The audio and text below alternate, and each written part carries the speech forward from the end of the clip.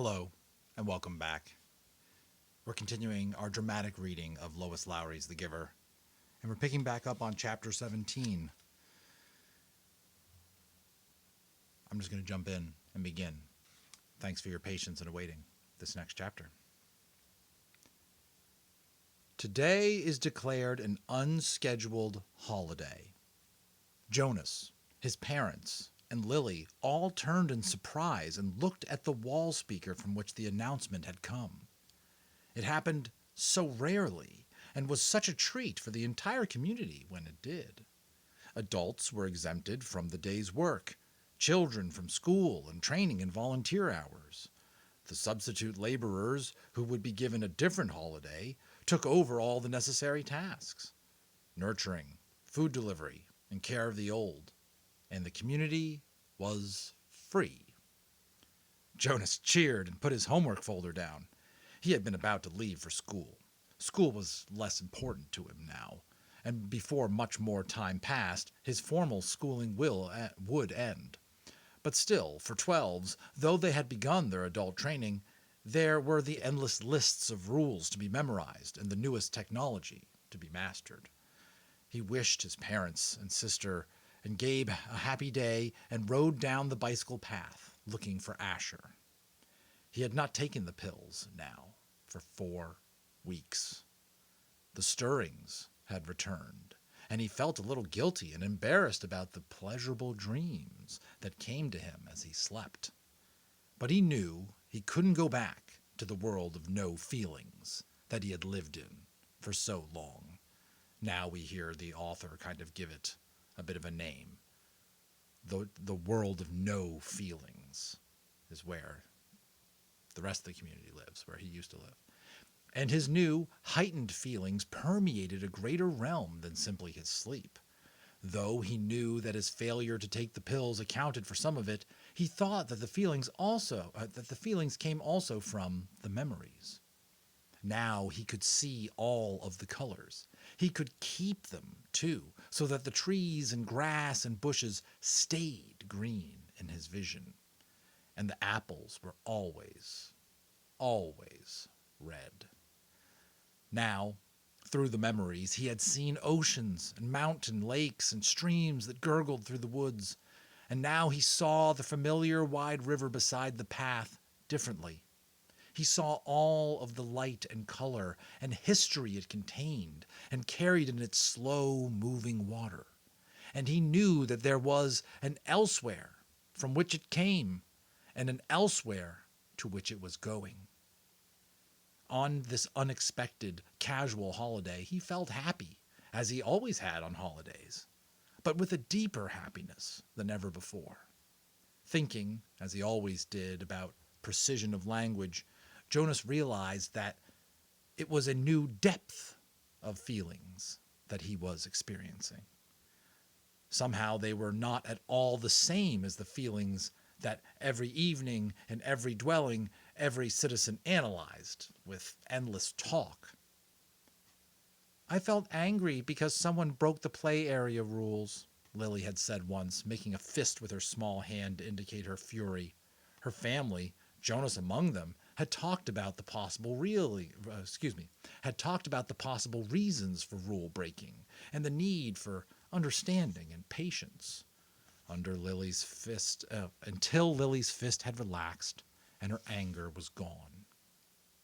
But Lily had not felt anger, Jonas realized now.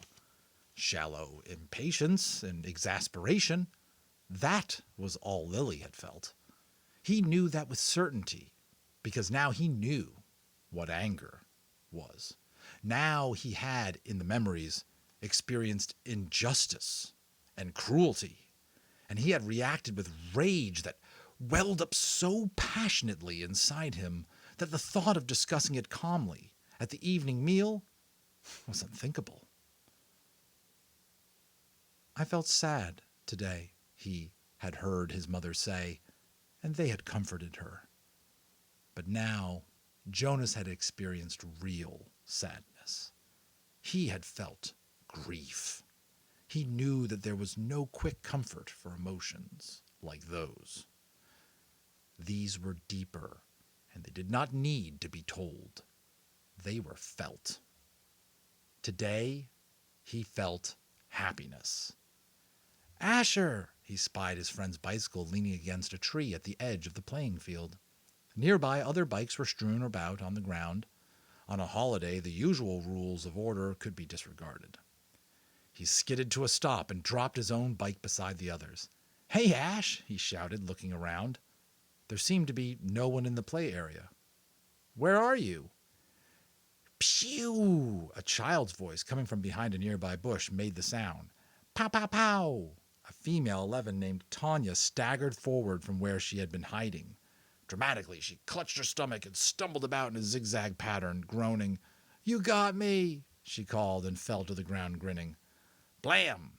Jonas, standing on the side of the playing field, recognized Asher's voice. He saw his friend aiming an imaginary weapon in his hand, dart from behind one tree to another. Blam! "You're in the line of my ambush, Jonas. Watch out!" Jonas stepped back. He moved behind Asher's bike and knelt so that he was out of sight.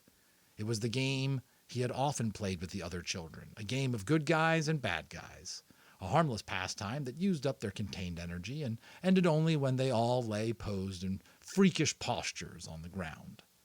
Not too different of a game that we've all probably played in our youth. He had never recognized it before as a game of war. "Attack!" The shout came from behind the small storehouse where play equipment was kept. 3 children dashed forward, their imaginary weapons in firing position. From the opposite side of the field came an opposing shout. "Counterattack!" From their hiding places, a horde of children, Jonas recognized Fiona in the group, emerged, running in a crouched position, firing across the field. Several of them stopped, grabbed their own shoulders and chests with exaggerated gestures, and pretended to be hit. They dropped to the ground and lay, suppressing giggles. Feelings surged within Jonas. He found himself walking forward into the field. "You're hit, Jonas!" Asher yelled from behind the tree. "Pow! You're hit again!" Jonas stood alone in the center of the field. Several of the children raised their heads and looked at him uneasily. The attacking army slowed, emerged from their crouched positions, and watched to see what he was doing. In his mind, Jonas saw again the face of the boy who had lain dying on the field and had begged him for water. He had a sudden choking feeling, as if it were difficult to breathe. One of the children raised an imaginary rifle and made an attempt to destroy him with a firing noise. Pew! Then they were all silent, standing awkwardly, and the only sound was the sound of Jonas's shuddering breaths. He was struggling not to cry. Gradually, when nothing happened, nothing changed, the children looked at each other nervously and went away. He heard the sounds as they righted their bicycles and began to ride down the path that led from the field. Only Asher and Fiona remained. "What's wrong, Jonas? It was only a game," Fiona said. "You ruined it," Asher said in an irritated voice. "Don't play it anymore," Jonas pleaded. "I'm the one who's training for assistant recreation director," Asher pointed out angrily. "Games aren't your area of expertness," he said. "Expertise," Jonas corrected him automatically. "Whatever. You can't say what we play, even if you are going to be the new receiver." Asher looked warily at him. "I apologize for not paying you the respect you deserve," he mumbled. "Asher," Jonas said. He was trying to speak carefully and with kindness, to say exactly what he wanted to say. "You had no way of knowing this. I didn't know it myself until recently. But it's a cruel game. In the past, I said I apologize, Jonas." Jonas sighed. It was no use. Of course Asher couldn't understand. "I accept your apology, Asher," he said wearily. "Do you want to go for a ride along the river, Jonas?" Fiona asked, biting her lip with nervousness. Jonas looked at her. She was so lovely. For a fleeting instant he thought he would like nothing better than to ride peacefully along the river path, laughing and talking with his gentle female friend. But he knew that such times had been taken from him now. He shook his head. After a moment, his two friends turned and went to their bikes. He watched as they rode away. Jonas trudged to the bench beside the storehouse and sat down, overwhelmed with feelings of loss. His childhood, his friendships, his carefree sense of security, all of these things seemed to be slipping away. With his new, heightened feelings, he was overwhelmed by sadness at the way the others had laughed and shouted, playing at war. But he knew that they could not understand why, without the memories. He felt such love for Asher and for Fiona, but they could not feel it back without the memories. And he could not give them those. Jonas knew with certainty that he could change nothing. Back in their dwelling, that evening, Lily chattered merrily about the wonderful holiday she had had, playing with her friends, having midday meal out of doors, and, she confessed, sneaking a very short try on her father's bike. "I can't wait till I get my very own bicycle next month. Father's is too big for me. I fell," she explained matter-of-factly. "Good thing Gabe wasn't in the child seat." "A very good thing," Mother agreed, frowning at the idea of it. Gabriel waved his arms at the mention of himself. He had begun to walk just the week before. The first steps of a new child were always the occasion for celebration at the nurturing center, Father said, but also for the introduction of a discipline wand. Now Father brought the slender instrument home with him each night, in case Gabriel misbehaved. But he was a happy and easygoing toddler. Now he moved unsteadily across the room, laughing. "Gay," he chirped. "Gay." It was his way of saying his own name. Jonas brightened. It had been a depressing day for him, after such a bright start. But he had set his glum thoughts aside.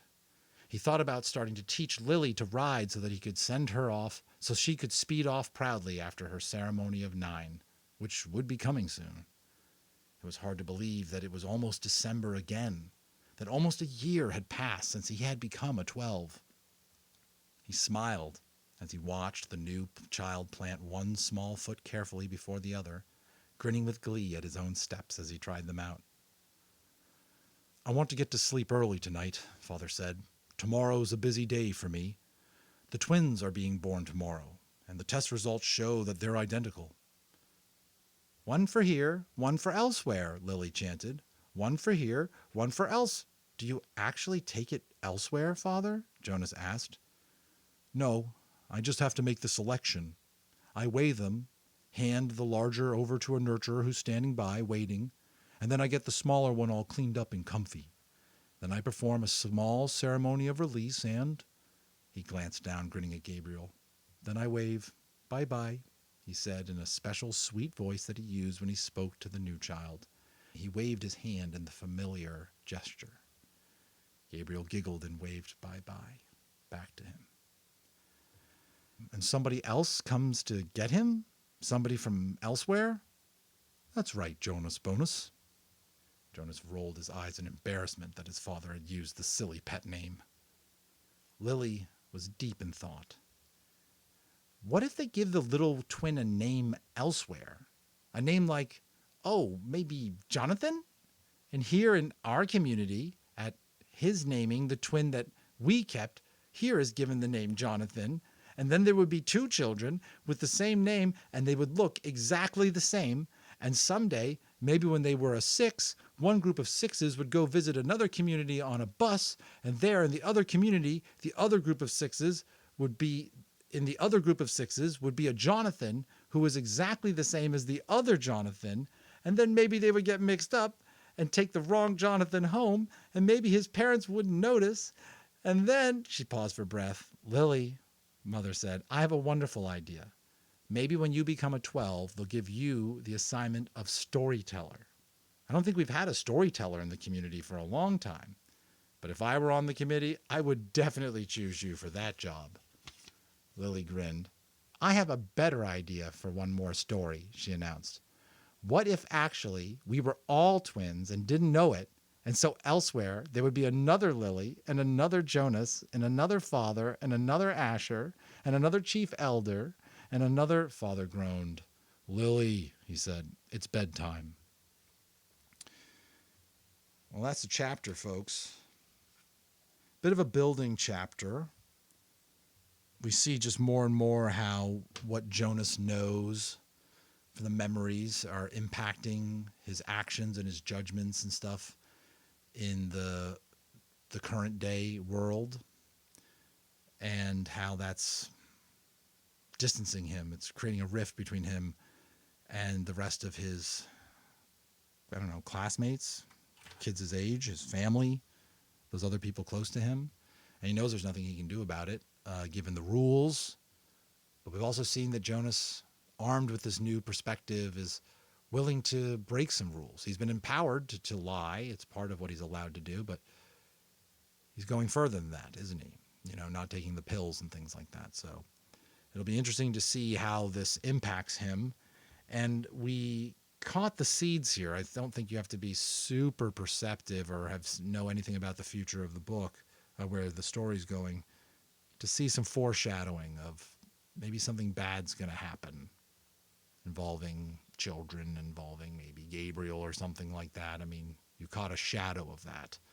And that's the part I'm not really looking forward to us encountering, but I think Lois Lowry is doing a good job of really getting us to feel and connect with these characters, so that we're going to feel something coming up. You can just tell. There's that subtlety of writing that gives you this, again, foreshadowing, that gives you that sense. But anyways, I'll cut the commentary. Thanks so much for hanging out with me, letting me read with you, letting me sort of talk with you, have a one-way conversation. And I'd love to hear from you, your thoughts, what stands out to you, what voices do you like, what characters do you like or dislike. Please drop me a comment. Let me know what you're working on, and we'll see you on the next one.